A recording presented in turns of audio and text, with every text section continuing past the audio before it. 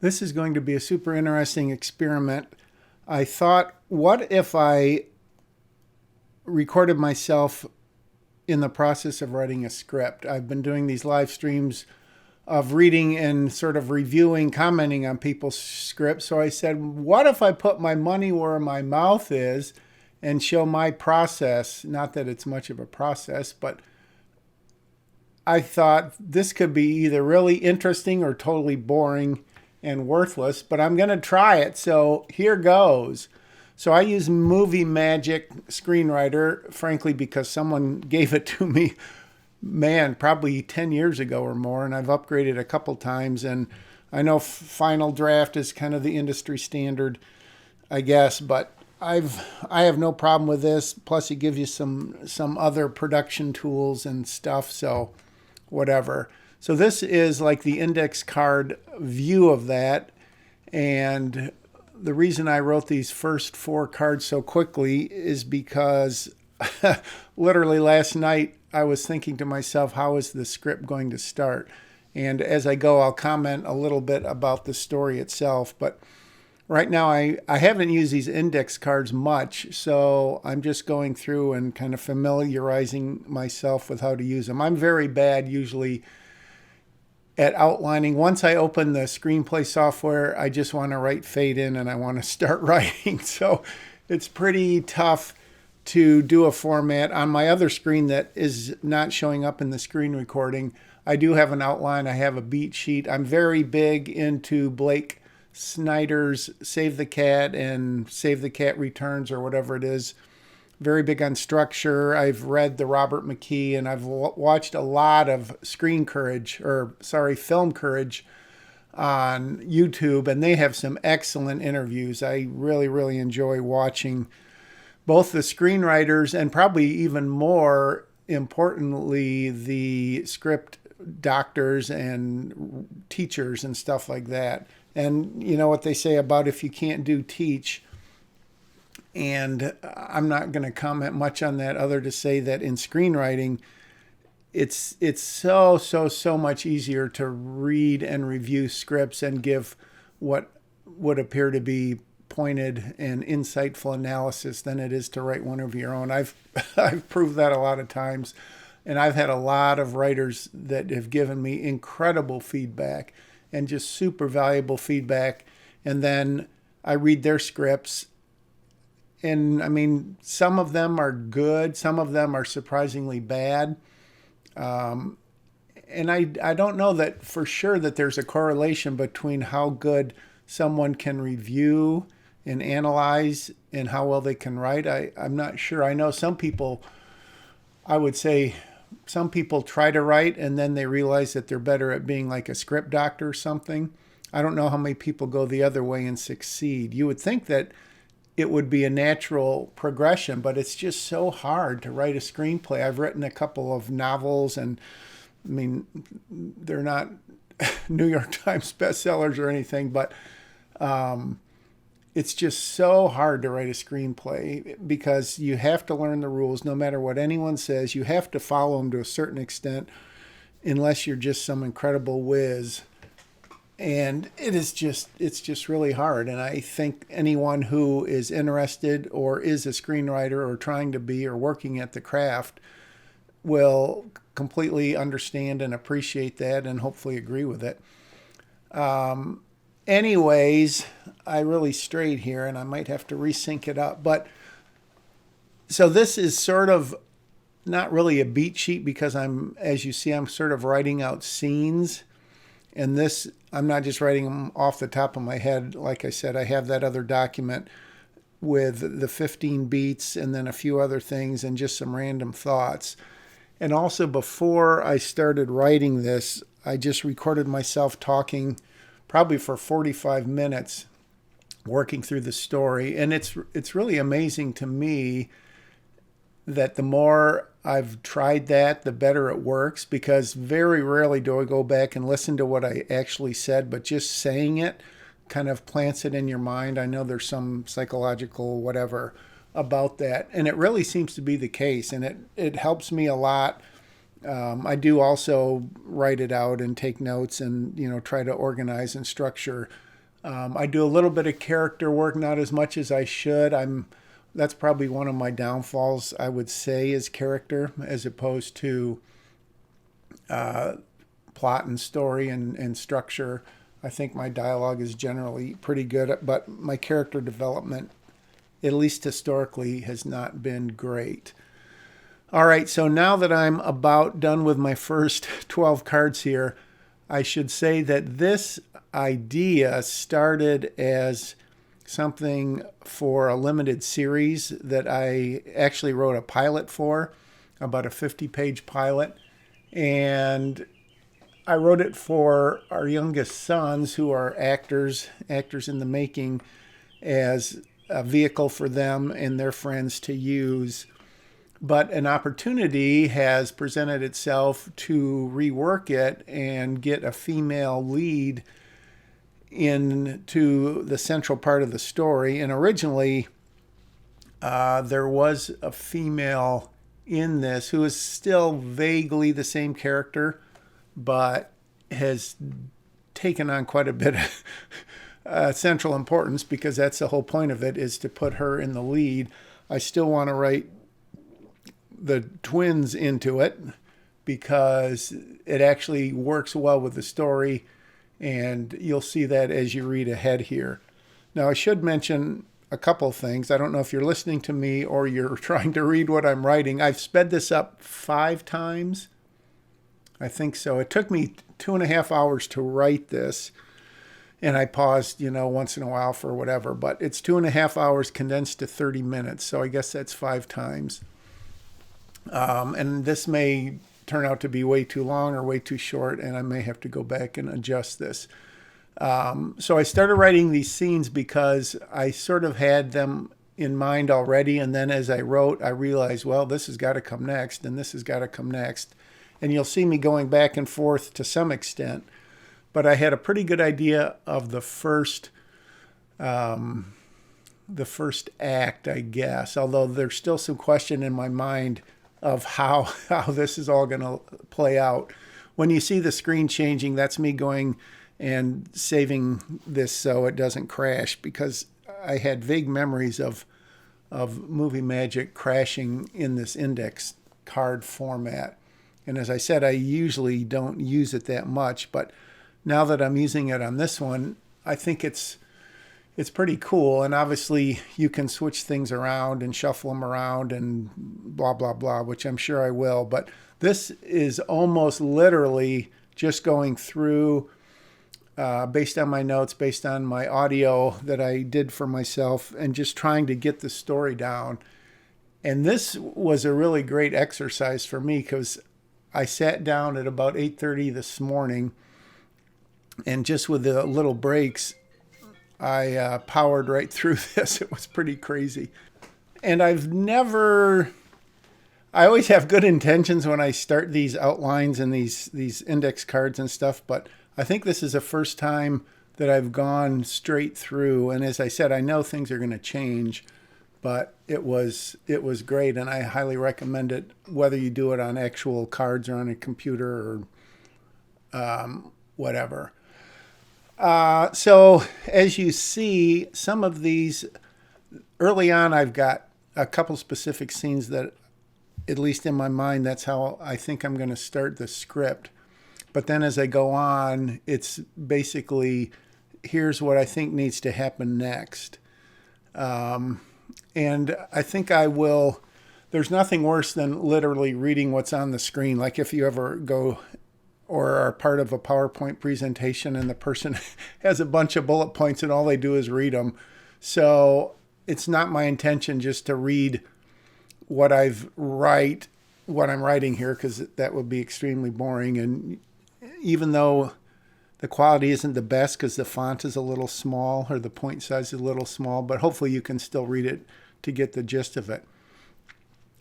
But I'm not going to really go over the story, because I think it might be more fun to see it evolve in script format. Obviously, you can watch this and skim ahead and do whatever and kind of get the gist of the story. But my process is, as I said, a lot of structure. I try to outline, but I can never just wait to start writing. And even when I do this, as you see, I'm writing a lot of kind of very rough, tentative dialogue to see what's going to happen in that scene. And then generally, I'll take that and either A, completely ignore it, or I'll use that in itself as an outline for when I get into the scene. And so I'll go back into the screenplay view and all of that text will be there. And I can say, oh, yeah, this is what the scene needs to include. And we've probably all heard the rules and read the rules and seen them in practice about starting a scene as late as possible and moving out of it as soon as possible. So you don't have someone walk up and say, hey, George, how are you? Oh, Kelly, I'm doing great. How are you today? Oh, good. What's the weather like? Hey, blah, blah, blah, blah, blah. You just start where something is going to move the story ahead. And that, speaking of that, and this hardly, if any of this comes from me, it all comes from people who are way, way, way more successful or stuff that I've read, that it's kind of crazy and it's sort of overwhelming when you think about it early on in any given script or in your writing career, and even if you don't make a career out of it. But as they say, every line of dialogue has to move the story ahead, has to, reveal character, has to tell what's happening next, without being, of course, on the nose, without being exposition. And we'll get into more of this as I actually start to write the script. And that's why I say what is written out here is, some of it could turn into real dialogue, but most of it is a reminder to me that what that scene has got to accomplish. And it's crazy, but as I write this and I watch myself back as I'm doing the commentary on it, I will write and write and write, and then I'll say, oh my gosh, that's the end of the scene, boom. And then if all goes well, it leads on to the next scene. And much of this, I think I paused the video 3 times while doing this. So even though this is sped up, it's real time in that I didn't write one of these cards and then go away for 20 minutes and come back, which is just the magic of creation, is that your ideas, which you have a general thought of, this is where the story's going to go, and I've sort of got some beats laid out. But then when you start writing it or talking it through, you go, oh my gosh, she's got to do this. And oh my gosh, this is how the scene has to end. And because that scene ends this way, the next scene has got to start this way.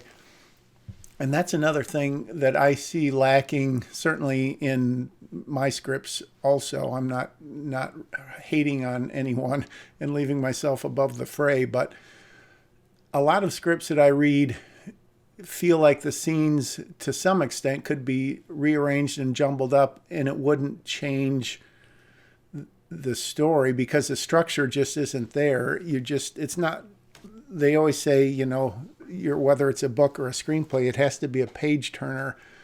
And when you get to the end of a page, whether it's a PDF or if it's an actual physical script, and you don't feel compelled to turn the page, or you have just read a scene and then you read the next scene and you say, well, that could have taken place 5 minutes ago. I don't really understand what's going on here.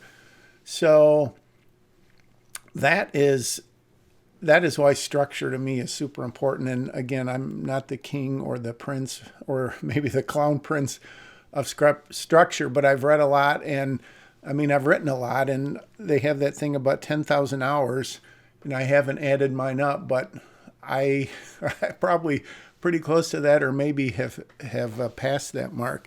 And it does seem like there's a tipping point. I noticed, I don't know how many years ago, a few years ago at least, where it just feels like I get it now. I kind of get how to write dialogue. And again, it's certainly not the world's best, or I'd be rich and famous and wouldn't be doing this. But you do get a feel that I now am writing screenplay dialogue as opposed to a book.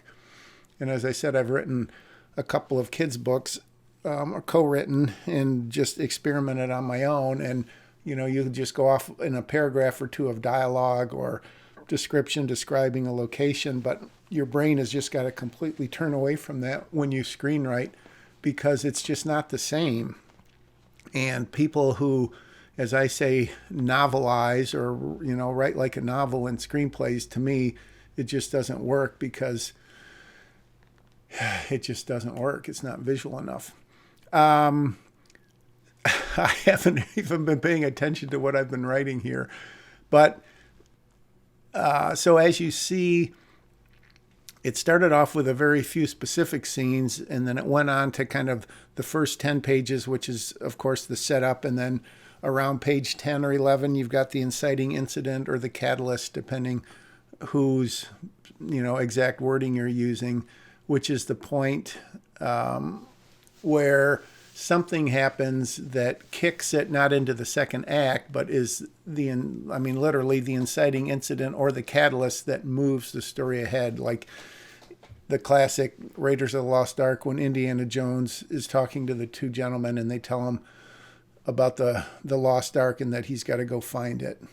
Every 99% of movies have some sort of inciting incident, or probably 100%, depending how flexible your interpretation of that is going to be. So that is, to me, it's silly not to pay attention to that stuff and just think, oh, my story's so great, I'm just going to tell it and it's going to magically be an awesome screenplay and I'll be the one person who breaks all the rules. And then people bring up like Memento and, other movies that don't seem very structured that way, but I've heard and read people go through those and say, well, if you look at it, yeah, there really is. So my contention is, and again, this is not original for me at all, of know the rules, learn the rules, become a master of the rules, and then consider breaking the rules, as opposed to throwing away the rule book before you ever get started, because I think that's a recipe for disaster. Screenwriting is super hard. I've heard people say, screenwriters and like these script doctors and script analysis people on Film Courage in particular, and they literally say, and they're not boasting because I don't think it's anything to boast about, that the hardest thing to write is a screenplay. And I, after many, many years, I totally agree with that. It's amazing. Anyways, hopefully you're getting something out of this while listening to what I'm saying. Maybe not so much there, but maybe reading along as I write at an incredible speed there. Again, sped up 5 times. And so at this point, I think I'm through the first act. Of course, you've got the break into 2 where the big thing happens, like Luke Skywalker says, I want to go and train to be a Jedi Knight, or I'm going to go back to the future and back to the future, and on and on and on. In this case, at least in my initial draft, actually, maybe I'm not. Yeah, I guess I'm just getting into the fun and games in the B story, or part of the first part of the second act.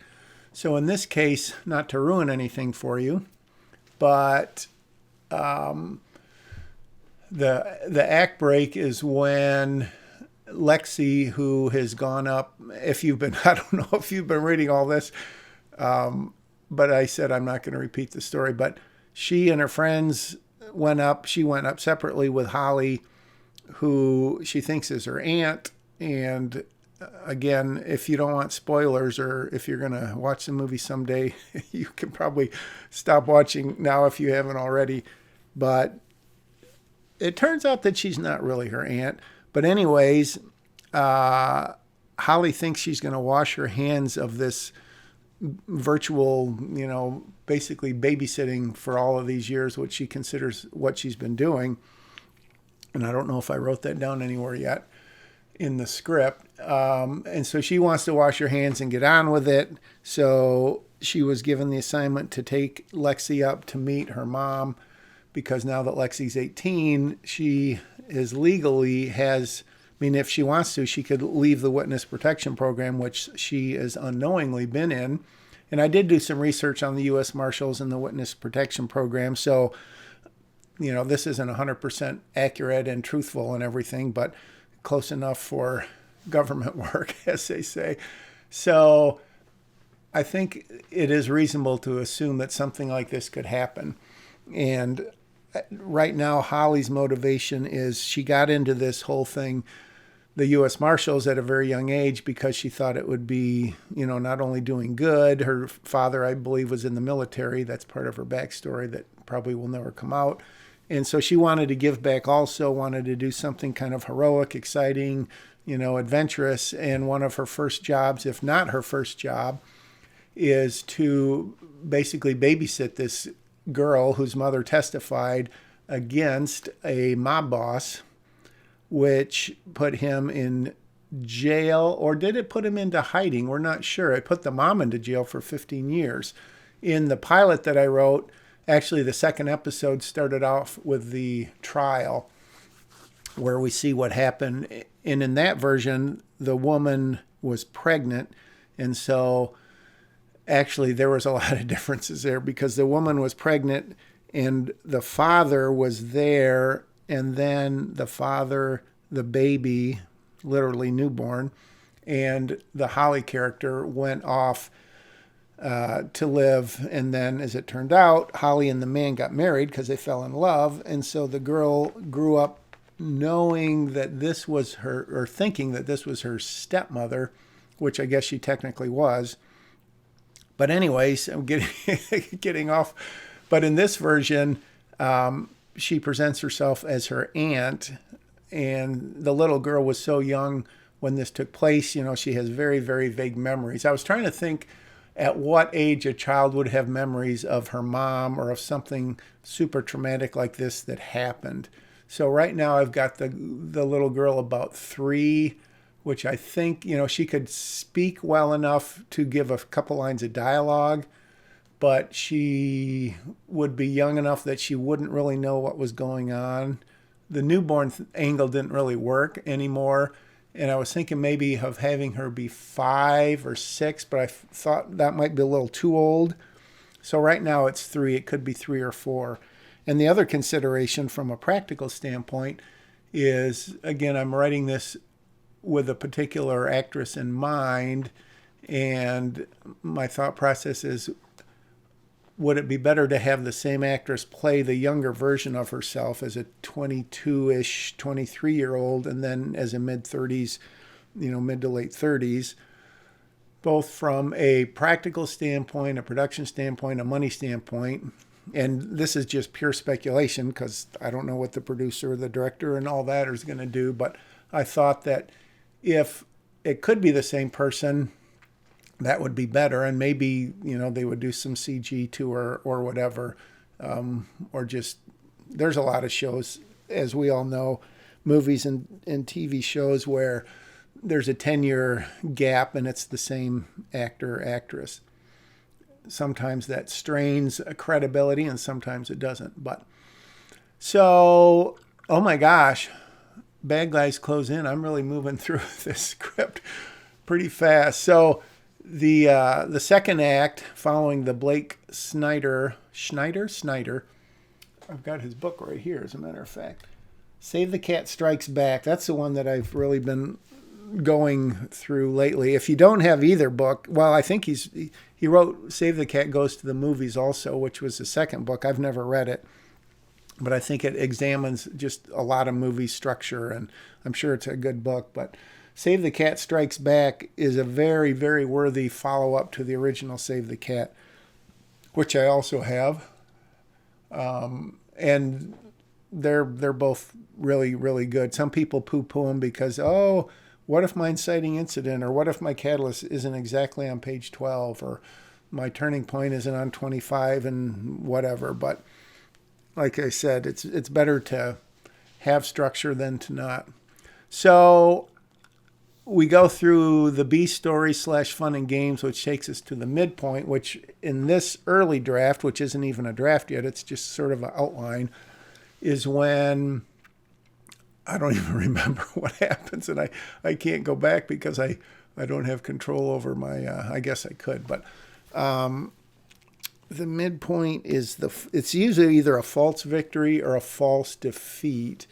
And I believe in this thing, it's when they introduce the guy who may or may not be the father or grandfather. I haven't decided if it should be a mob boss like father or grandfather, and whether the guy was in jail and just got out, which doesn't seem likely if he's a super bad guy, or if he's just been sort of in hiding like some, classic mob people are, where the police can never arrest them and they just sort of have a mutual understanding.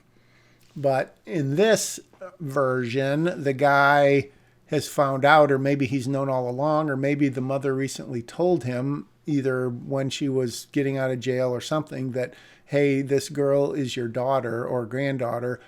And so they've been taken to this compound, she and one of the twins. And I haven't figured out for sure if it would be, it would make sense to be her boyfriend twin, but it would be kind of interesting if he wasn't, because I think that would kind of work out well later. So that's something I'm still kind of thinking about.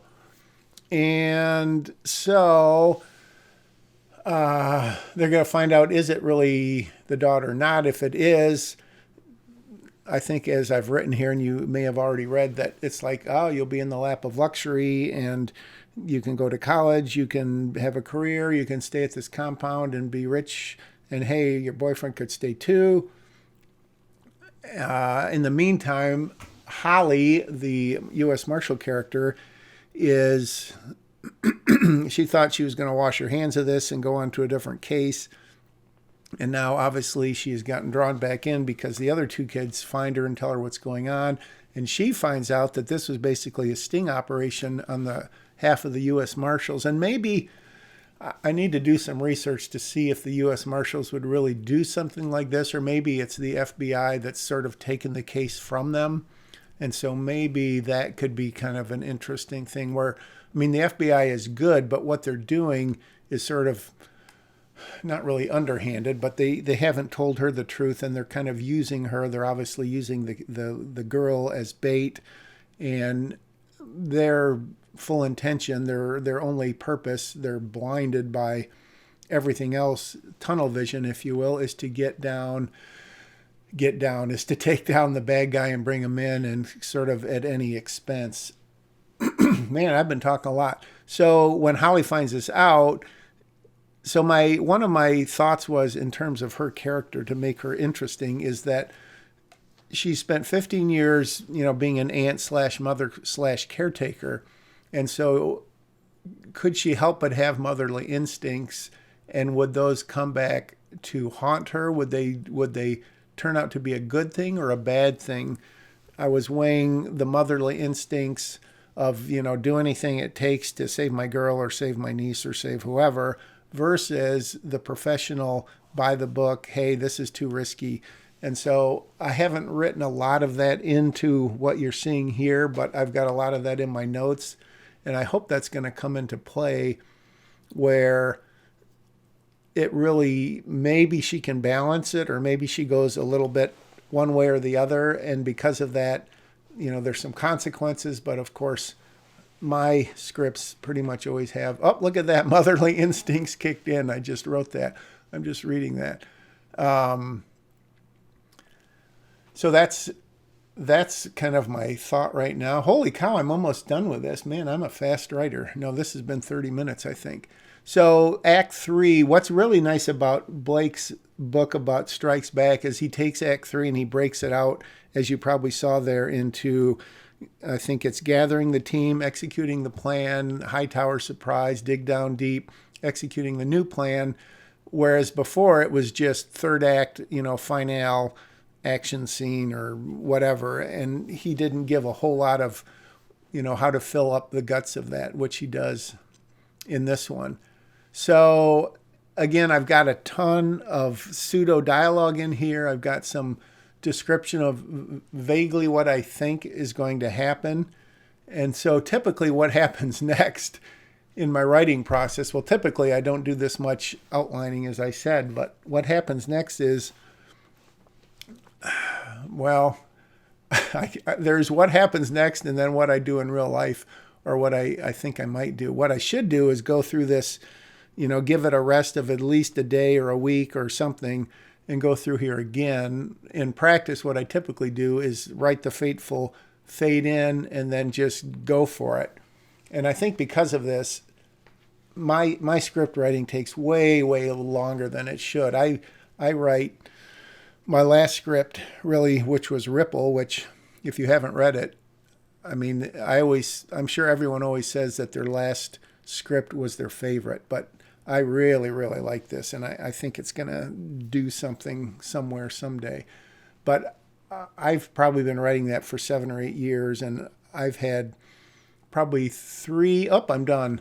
So let me just wrap this up. I probably had 3 complete rewrites, and inside of there, many, many other rewrites. And so that's the risk when you start writing a screenplay too soon.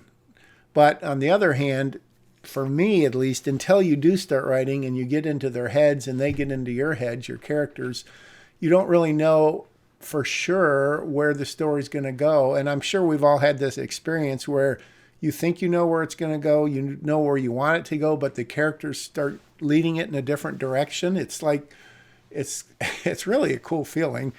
I imagine most of you, if not everyone, has experienced that if you've written anything at all. Or even, you've got to kill a character off, but it just gets to it and you go, I just can't quite do it. So that is way more than I intended to say. I hope you got something out of this first edition. I don't know if I'm going to post these regularly. I would love to, because I love to write, an hour a day or whatever they say. It hasn't worked out that way in the last several years, but I'm certainly going to, because I'm motivated, because I'm not saying there's a good chance that this is going to get read by this producer or anyone else, but at least I'm writing for a purpose. I'm writing for a reason. It is a spec script. I have no illusions that it's not, but I feel like, why not? I could sit around and watch TV all day or movies or diddly daddly do, but why not do something you love, even if you never make any money doing it? So that's the end of this first episode. Thanks for watching and listening to the end. If you didn't, I'm not talking to you anyways, but I'll see you next time. And until then, as I like to say, right on.